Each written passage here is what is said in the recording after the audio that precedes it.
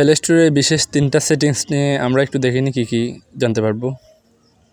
প্রথমত আমরা play story থেকে অ্যাপ রিমুভ করতে পারবো। দ্বিতীয়ত অ্যাপসের ভাইরাস বাইর করতে পারবো। তো তৃতীয়ত এসে অ্যাপস আপডেট দিতে হবে কিনা সেটা দেখতে পারবেন। স্টেপ নাম্বার 1 যেটা প্লে স্টোরের স্টেপ নাম্বার 1 সেটিংস আমি আপনাদেরকে দেখাচ্ছি, সেটা হচ্ছে আমি বায়া ব্রাউজার এই অ্যাপ্লিকেশনটা ডিলিট করে দিব। দেওয়ার পর এটা আমি ডিলিট করে দিচ্ছি, ওকে দিব। এটা দিয়ে আমি কি করতেছি আপনারা বুঝতে পারবেন। তো এখন মোবাইল স্ক্রিন থেকে আমার অ্যাপ্লিকেশনটা কিন্তু ডিলিট হয়ে যাবে। এইখানে দেখেন শূন্য বায়া ব্রাউজারটা এখানে আর নাই। তো এরপর আমি এটা চেক করার জন্য আমি যাব প্লে স্টোরে, এটা কি ডিলিট হয়েছে কিনা। তো চেক করার জন্য উপরের কর্নারে ক্লিক করলাম, করার পর ম্যানেজ অ্যাপস অ্যান্ড ডিভাইস ওইখানে ক্লিক করব। এরপর ম্যানেজে এরপর ইনস্টল একটা অপশান আছে, ওইখানে ক্লিক করব। এরপর নট ইনস্টলে ক্লিক করার পর এখানে অ্যাপ্লিকেশনগুলো শো করাবে।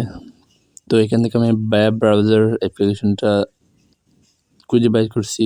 তো এরপরে এটাকে রিমুভ করার জন্য আমাকে কালি বক্সে আছে না, ওইখানে পাশে ওইখানে রাইট চিহ্ন দিয়ে উপরের কর্নারে ক্রস একটা অপশান আছে, এখান থেকে রিমুভ করে দিতে হবে। এরপরে আমি যে অ্যাপ্লিকেশনগুলো আপনাদের সামনে স্ক্রল করতেছি এগুলো হচ্ছে সবগুলো আগে ইনস্টল করছিলাম, এগুলা এখানে থেকে গেছে আর কি। স্ক্রিন থেকে ডিলিট হয় আনইনস্টল হলে কিন্তু এখানে সবগুলো স্টোরি আকারে চলে আসে। তো এগুলো আমি ডিলিট করব আজকে।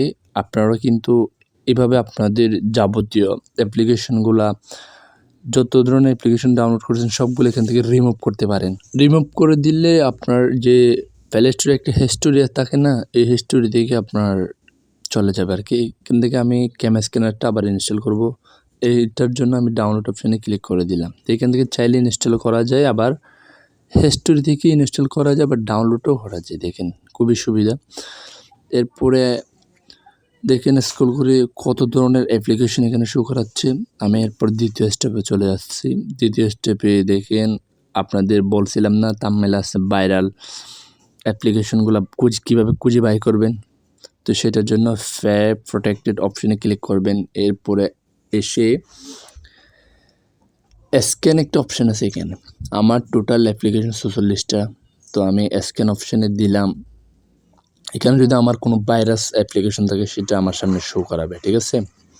তো আপনাকে বলে দেবে আপনার কোন অ্যাপ্লিকেশনটার বায়োডাটা চুরি করতেছে বা ডাটা চুরি করতেছে। এরপর তৃতীয় স্টেপে দেখেন, তৃতীয় স্টেপে এসে আবারও ম্যানেজ অ্যাপ অ্যান্ড ডিভাইসে ক্লিক করবে। এরপরে আপডেট অল এখানে ক্লিক করব।